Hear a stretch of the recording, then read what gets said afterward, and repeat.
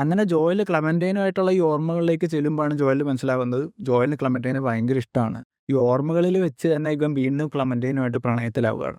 അങ്ങനെ തനിക്ക് ഏറ്റവും പ്രിയപ്പെട്ട ആളുമായിട്ടുള്ള തനിക്ക് ഏറ്റവും പ്രിയപ്പെട്ട താൻ ഏറ്റവും ആഗ്രഹിച്ചിരുന്ന മൊമെന്റുകൾ തനിക്ക് നഷ്ടപ്പെടാൻ പോവുകയാണെന്ന് ജോയലിനും മനസ്സിലാവും. ഇപ്പോൾ ജോയൽ ഒരു സിറ്റുവേഷനിൽ ക്ലെമന്റൈനുമായിട്ട് നിൽക്കുമ്പോൾ പെട്ടെന്ന് ജോയൽ ക്ലെമന്റൈൻ്റെ ഫേസിലേക്ക് നോക്കുമ്പോൾ ക്ലെമന്റൈന് ഫേസ് ഇല്ല.